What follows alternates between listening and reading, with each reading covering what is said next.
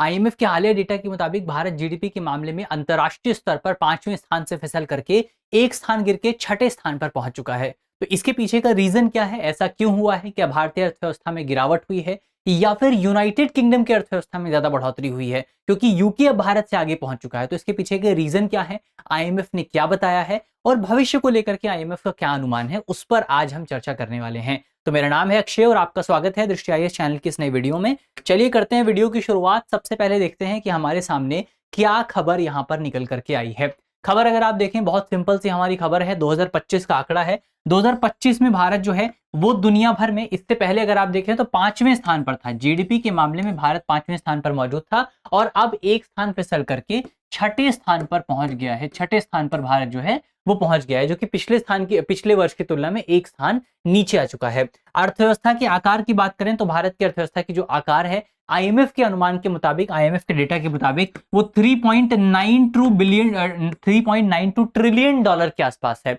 जबकि अगर आप देखिए भारत से आगे आपको यूके मिलेगा। यूके की अर्थव्यवस्था का जो आकार है वो 4 ट्रिलियन डॉलर है। 4 ट्रिलियन डॉलर है और भारत का कितना है, 3.9 ट्रिलियन डॉलर। तो भारत थोड़ा सा पीछे जो है वो यूके से मौजूद है। उससे आगे अगर आप देखें, सबसे पहले नंबर पर आपको कौन मिलेगा? सबसे पहले नंबर पर आपको यूएसए मिलेगा, यूनाइटेड स्टेट्स ऑफ अमेरिका मिलेगा। लगभग 30 ट्रिलियन डॉलर की इकोनॉमी जो है यूएसए के पास मौजूद है। सेकंड नंबर पर आपको चाइना मिलेगा। चाइना की जो इकोनॉमी है उसकी जो टोटल वैल्यू है लगभग 19.6 ट्रिलियन डॉलर के आसपास है। थर्ड नंबर पर आपको जर्मनी देखने को मिलेगा। फोर्थ नंबर पर आपको जापान देखने को मिलेगा, ये आपको याद रखना है। फिफ्थ नंबर पर आपको कौन मिलेगा? यूके मिलेगा। और सिक्स्थ नंबर पर आपको इंडिया देखने को मिलेगा। तो आपको याद रखना है, दोबारा से इसको हम रिवाइज कर लेते हैं। यूके आपका पहले नंबर पर है जीडीपी के मामले में। यूएसए जो है, माफ कीजिएगा, यूएसए आपका जीडीपी के मामले में पहले नंबर पर आपको देखने को मिलेगा। चाइना दूसरे नंबर पर मौजूद है, जर्मनी तीसरे नंबर पर है, जापान चौथे नंबर पर है, यूके 5वें नंबर पर है और इंडिया अब 6ठे नंबर पर पहुंच चुका है। पहले इंडिया 5वें नंबर पे था और यूके 6ठे नंबर पे था, लेकिन अब इंडिया जो है 6ठे नंबर पर आ चुका है। तो ये एक बड़ा डेवलपमेंट आपको अंतरराष्ट्रीय स्तर पर देखने को मिला है। चलिए यहां से बढ़ते हैं आगे, इसके पीछे के रीजंस क्या रहे हैं, भारत की अर्थव्यवस्था में क्या गिरावट आई है, उस पर हम बात करेंगे। लेकिन उससे पहले आपके लिए एक इंपॉर्टेंट सूचना है। सूचना यह है कि अगर आप यूपीएससी की तैयारी कर रहे हैं, आपका कोई दोस्त है, आपका कोई साथी है जो यूपीएससी की तैयारी कर रहा है, तो हम आपके लिए एक बहुत ही शानदार, एक बहुत ही कॉम्प्रिहेंसिव, एक बहुत ही बेहतर कोर्स लेकर के आए हैं, जिसका नाम है स्टूडियो जीएस फाउंडेशन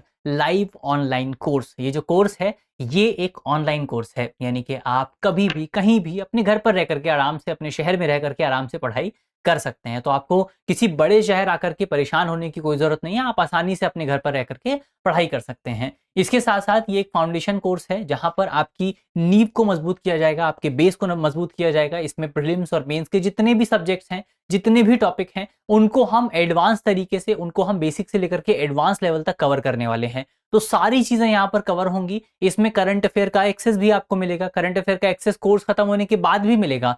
2 साल तक आपको करंट अफेयर का एक्सेस मिलेगा। कोर्स तो 14 महीने में खत्म हो जाएगा, लेकिन करंट अफेयर का एक्सेस आपको 24 महीने तक मिलेगा। तो 2 साल तक आप करंट अफेयर की तैयारी कर पाएंगे। प्रिंटेड कलर्ड नोट्स आपको मिलेंगे, जिनके माध्यम से आप आसानी से फिजिकल नोट्स आपको प्राप्त हो पाएंगे। और ये सारी चीजें आपको बहुत मिनिमम प्राइस में मिलेंगी, मात्र 34,999 रुपए में ये सारी चीजें आपको मिलने वाली हैं। और इसमें भी अगर आपको लगता है कि आपको डिस्काउंट चाहिए, प्राइस और कम होना चाहिए, तो ये कोड आपके सामने मौजूद है। इस कोड का आप इस्तेमाल कर सकते हैं। कोड आप नोट कर लीजिए, AKSHAY, कैपिटल लेटर्स में आपको ये कोड इस्तेमाल करना है। जब आप इस कोड का इस्तेमाल करेंगे तो आपको इस पर और ज्यादा डिस्काउंट मिल जाएगा। इसके अलावा ये जो कोर्स है इसमें आपको EMI की सुविधा भी मिलेगी, यानी कि आप हर महीने कुछ पेमेंट करके इस पूरे कोर्स को प्राप्त कर सकते हैं। अलग अलग माध्यमों में कोर्स मौजूद है, हिंदी माध्यम में है, अंग्रेजी माध्यम में और इंग्लिश मीडियम में भी कोर्स आपको मिलेगा।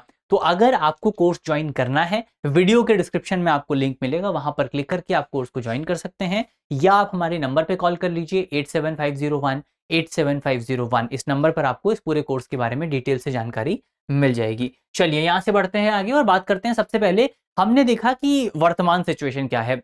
उसको समझने से पहले हमको ये भी समझना पड़ेगा कि इससे पहले क्या सिचुएशन थी, यानी कि 2024 के आंकड़ों की अगर आप बात करें तो 2024 के आंकड़ों में क्या सिचुएशन आपको भारतीय अर्थव्यवस्था में निकल करके देखने को मिली थी। तो 2024 में हमने बात की थी कि इससे पहले भारत जो है वो 5वें स्थान पर मौजूद था। अभी कितने स्थान पर है? अभी 6ठे स्थान पर है। पहले कितने स्थान पर था? अभी पहले जो है 5वें स्थान पर था। जहां पर भारत की टोटल जीडीपी की जो वैल्यू थी 2024 में वो 3.5 ट्रिलियन के आसपास थी, 3.5 ट्रिलियन के आसपास थी, जबकि यूके की जो जीडीपी थी उसी वर्ष वो 3.4 ट्रिलियन के आसपास थी। तो यहां पर आपका जो भारत की जीडीपी थी वो यूके की जीडीपी से ज्यादा थी। अब आप सोचेंगे कि इस बार तो जीडीपी हमारी बढ़ी है, लेकिन यूके की जीडीपी थोड़ी सी और ज्यादा बढ़ी है, तो ये आपको याद रखना है। अभी कितनी हो गई है? अभी इंडिया की जीडीपी 3.5 ट्रिलियन से बढ़कर के 3.9 ट्रिलियन हो गई है, और जो यूके की जीडीपी है वो 4 ट्रिलियन के आसपास पहुंच गई है। तो अब यूके आपको आगे आगे जाता हुआ नजर आएगा। तो ये एक इंपॉर्टेंट पॉइंट हमने देखा,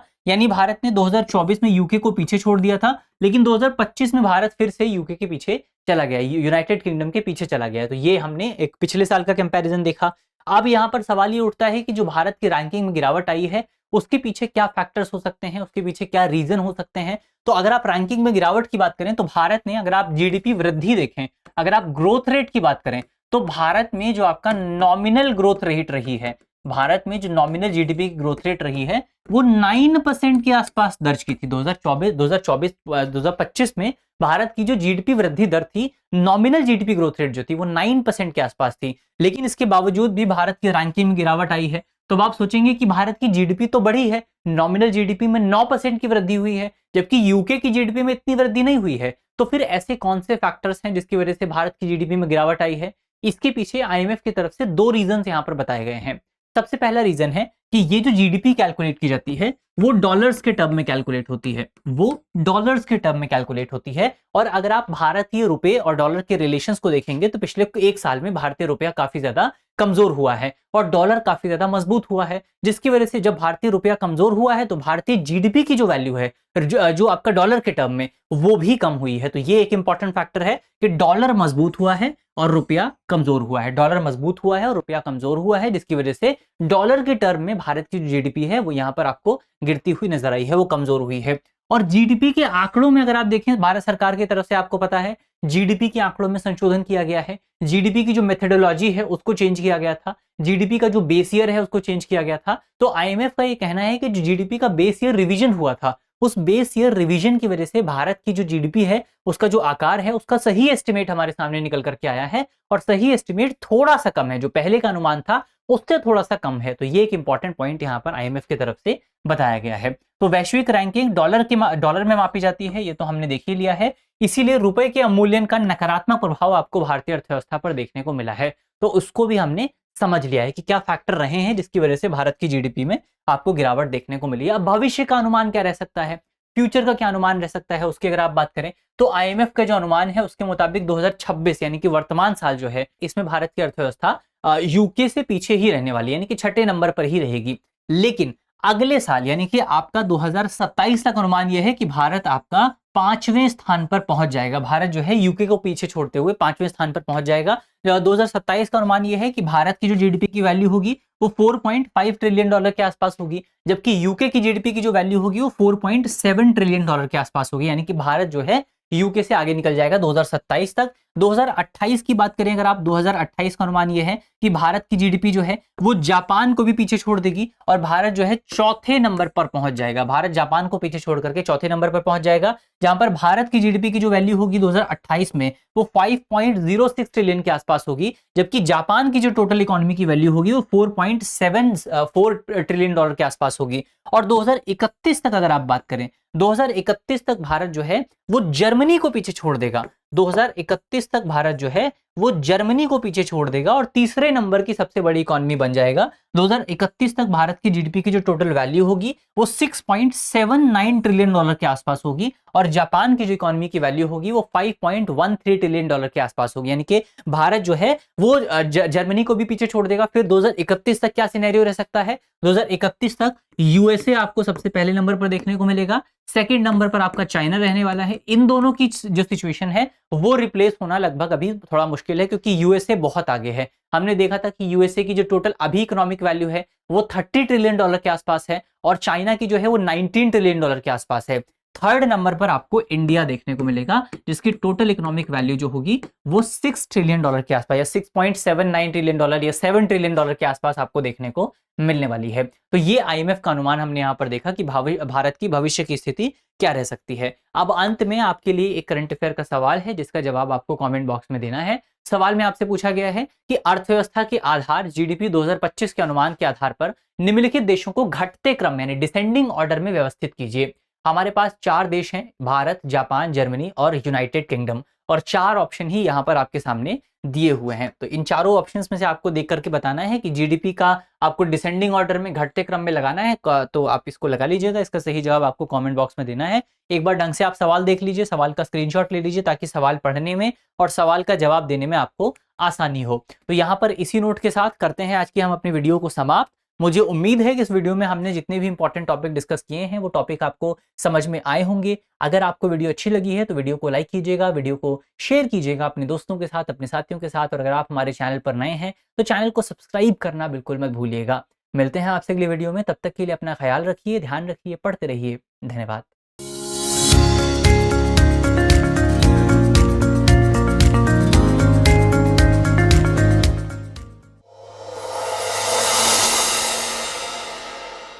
अब एग्जाम की तैयारी को और बेहतर करने के लिए हमारे चैनल को लाइक, शेयर और सब्सक्राइब करना ना भूलें।